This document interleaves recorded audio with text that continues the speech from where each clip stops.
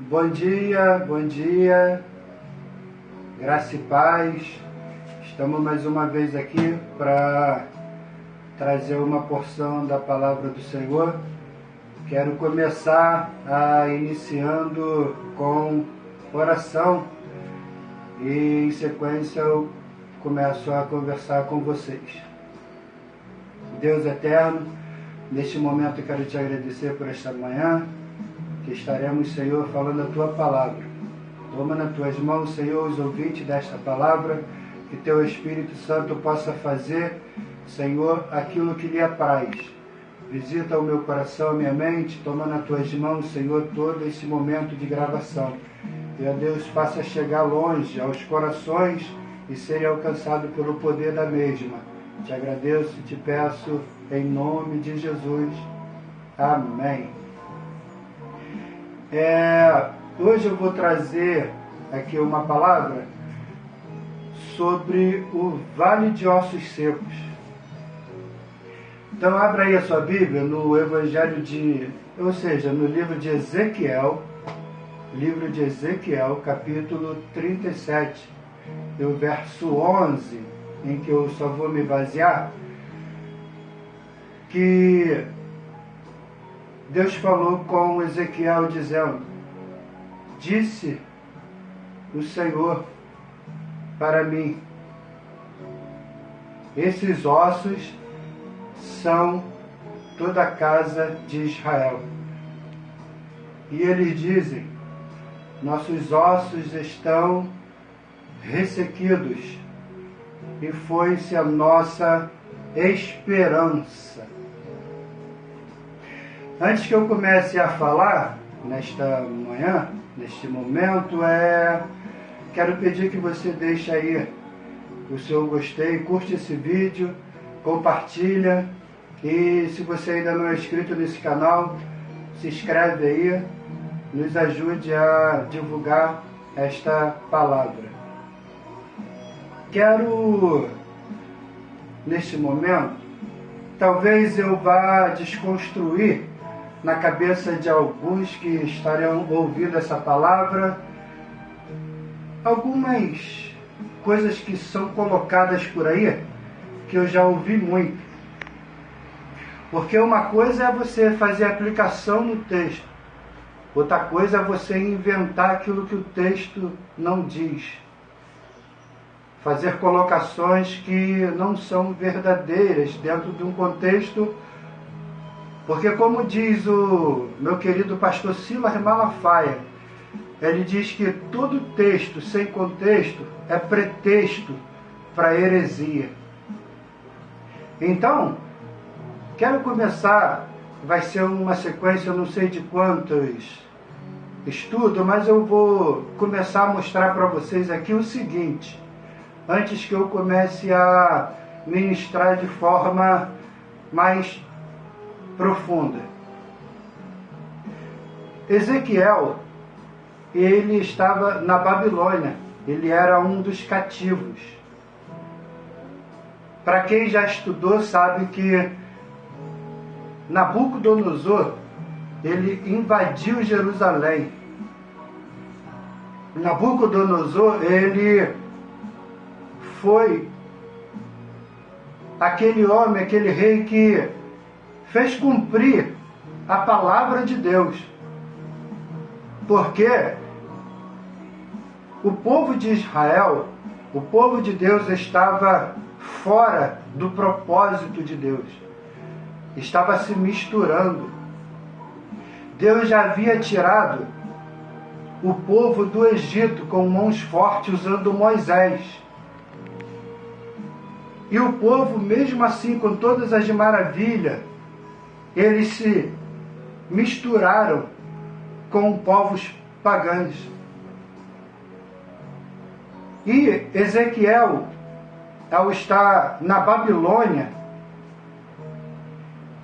ele é levado a ter uma visão, como eu já ouvi muitos dizer que é um texto literal. Mas Deus mostra para Ezequiel, está no texto, é só você ler o texto, está lá, que o Senhor, ele através do Espírito, leva Ezequiel a ver a condição do povo de Deus que estava naquela situação.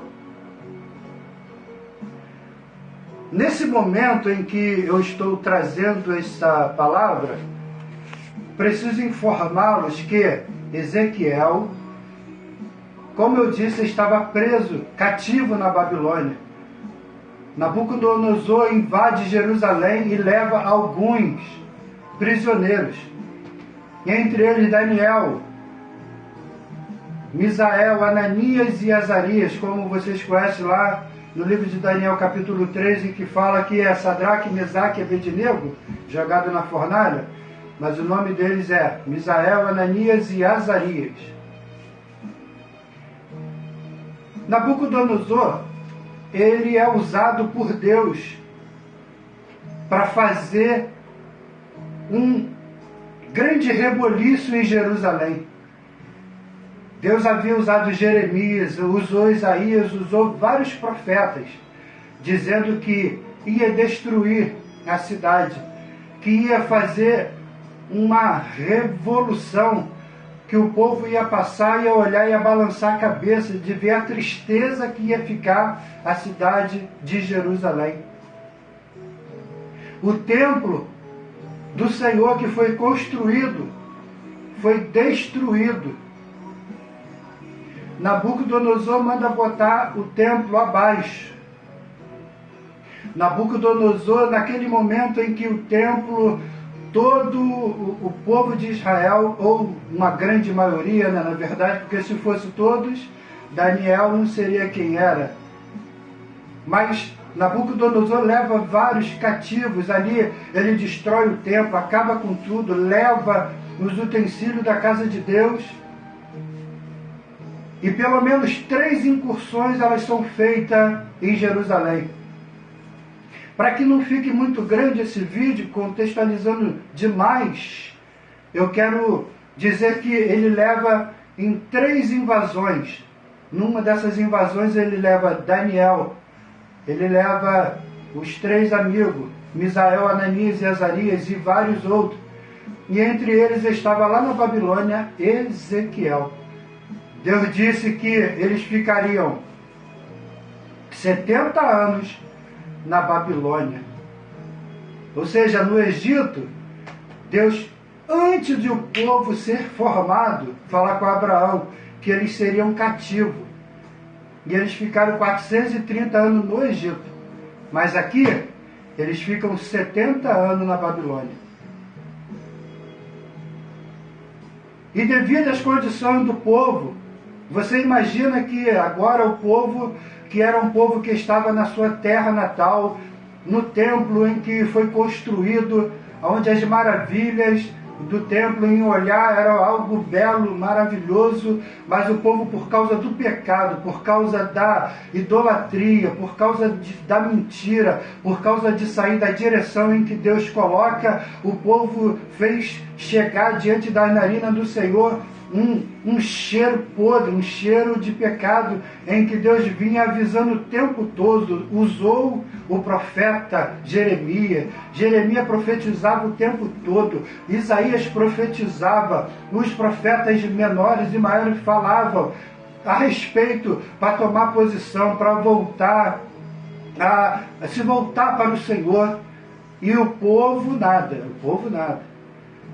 Mas Deus, ele é tão interessante que, mesmo em meio ao caos, mesmo em meio a tanta coisa que ele não se agrada, ele prepara um livramento. Eu até ouvi um certo pregador dizendo uma vez que primeiro Deus deixa bagunçar tudo. Por causa das nossas falhas, dos nossos erros, Deus deixa bagunçar.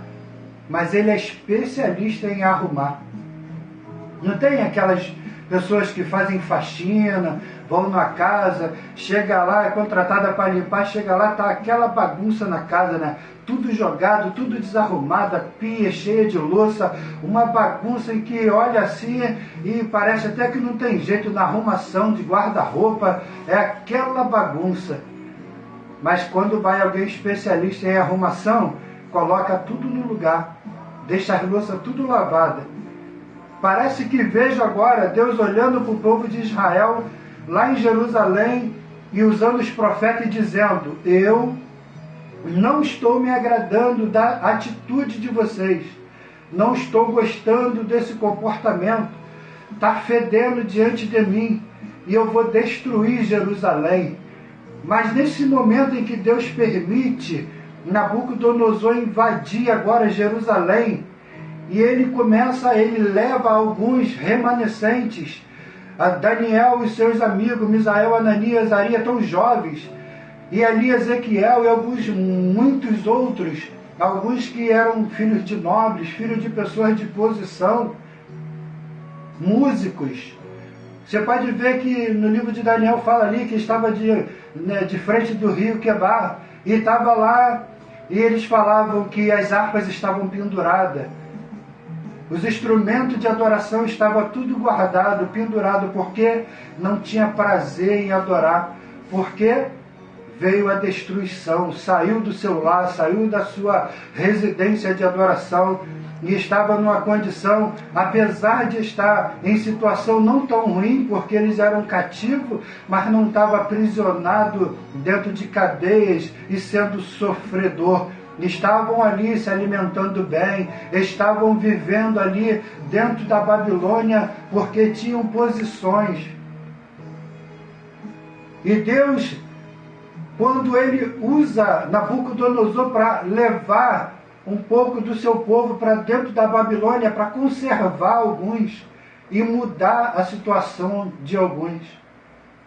Porque assim Deus muitas das vezes ele permite para que a gente tome posição. Eu, por exemplo, eu fui criado no Evangelho e me afastei, me arrebentei todo quando eu fiquei cego, e ainda, mesmo assim ainda fiquei lá no mundo, comendo as bolotas de Satanás, mas chegou um momento em que eu parei e falei: chega, agora eu quero me manter de pé, e Deus tem conservado até hoje. Vim quebrado, cego, arrebentado, mas Deus reconstruiu tudo, e esse é o propósito desse estudo nesta hora. Eu posso até colocar diante desta visão de Ezequiel um título: depende do olhar. Olha aí, desceu agora. Depende do olhar. E eu vou te explicar por quê. Sintetizando, agora Ezequiel, que está na Babilônia com seus irmãos, com seus amigos, mas eles têm cada um momento de agir o propósito de Deus dentro daquele lugar. Daniel se colocava 3 vezes ao dia a orar. Misael, Ananias e Azarias também se puseram a estar diante do Senhor, não se contaminar. Lembra que o rei botou uma imagem, mandou adorar, eles não adoraram, jogaram na fornalha de fogo? Não estou nem aí, mas adorar eu não adoro. A gente já veio parar aqui na Babilônia por causa desse pecado de idolatria. O meu povo se misturou, mas mesmo aqui na Babilônia eu não vou me contaminar, pode matar. Jogou eles na fornalha, morreu? Morreu nada, saiu inteirinho. Por quê? Porque permaneceram fiel. Aí agora eu olho aqui para esse texto e vejo que Deus fala com Ezequiel e fala: Ezequiel, olha esse vale de ossos secos. Poderão viver esses ossos? Assim é a condição humana. O povo de Deus que estava ali cativo, eles estavam se sentindo desta forma. Tanto é que eles relatam, no versículo 11, ele diz: os nossos ossos estão ressecados e perdeu a nossa esperança, ou perdemos a esperança. Porque no momento em que a gente fracassa, no momento em que a gente para, desanima, e a coisa está séria para o nosso lado, a gente olha e vê que parece que não tem jeito, mas o Deus da esperança renova a esperança. E naquele momento em que parecia que nada ia mudar, Deus estava olhando lá de cima. Deixa eu beber um pouquinho d'água aqui, calma aí.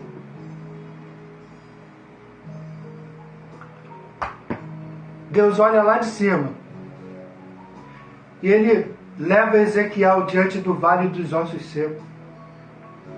Eu não sei se você já teve a oportunidade de ver ossos espalhados, mas Ezequiel naquele momento ele vê um grande exército de vale de ossos.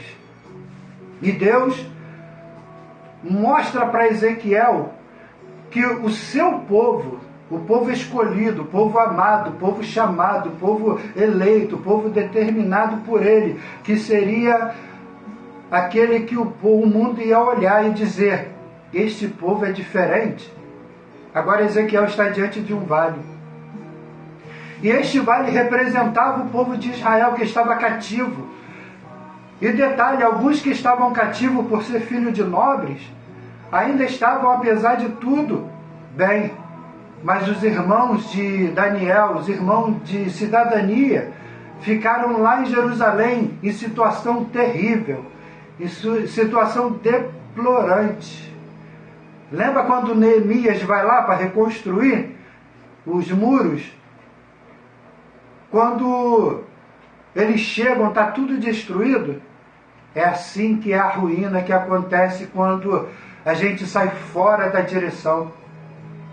Quando a gente deixa de ouvir o propósito, o chamado de Deus que Ele tem para nossas vidas, Satanás ele vai colocando diante do nosso caminho, ele diz, oferece as coisas, ele vai botando. Quando você vê, você está numa situação que Satanás já entrou, já invadiu e já causou uma desgraça. Inclusive Deus me deu uma palavra esses dias diferente, mas eu vou trazer aqui agora. O que aconteceu há pouco tempo agora, há cerca de um mês, se eu não me engano, a invasão lá em Israel. Lembra?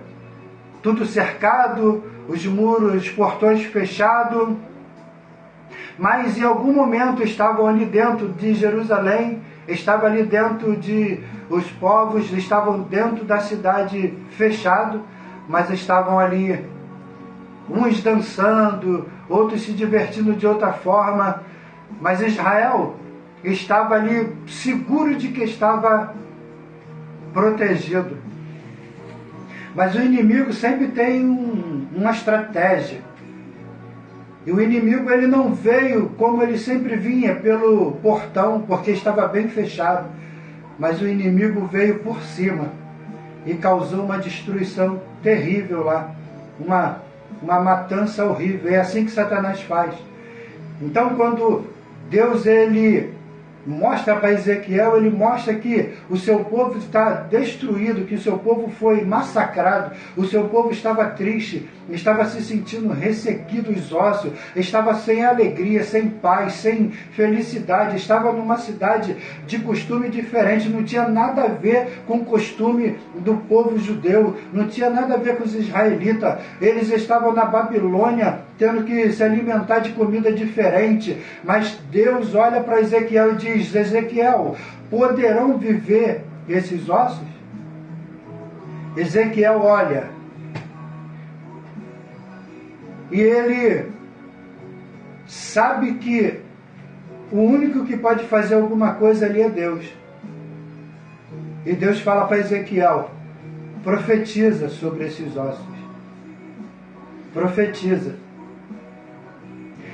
E Ezequiel começa a profetizar, declarando vida sobre aqueles ossos. E começa a ver um reboliço, se forma um grande exército.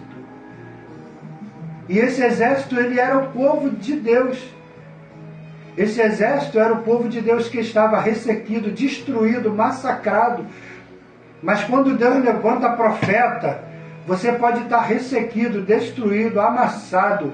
Quando Deus levanta profeta e diz, levanta-te, reconstrói a sua vida, tudo muda, pode estar tudo destruído, lá destruído, tudo acabado. Mas quando o profeta de Deus levanta e diz, receba o Espírito, o fôlego de vida, aí sopra um vento impetuoso e começa a fazer um reboliço de mudança na vida do ser humano. E agora parece que vejo um grande exército, como Ezequiel estava diante dele. E Ezequiel vê aquele exército. E aquele exército eu já vejo que era o povo que estava ali, dentro da Babilônia. O povo de Deus que teria que ficar ali 70 anos para depois sair e triunfar diante do Senhor. E Deus levanta Ezequiel para profetizar mudança. Deus levanta Ezequiel e mostra a ele que ia haver uma restauração, que ele iria mudar o quadro do povo dele que estava ali dentro. Então, Deus nesta hora está dizendo que todo caos, toda situação de destruição, de miséria, Deus está dizendo, eu vou reconstruir, eu vou soprar o vento da vida, eu vou soprar o fôlego de vida e vou levantar você novamente e vou fazer de você um exército diante da minha presença. E a título de síntese desse texto, eu vou continuar outro momento falando dele, mas Deus levanta e mostra para Ezequiel o que ele iria fazer com o seu povo.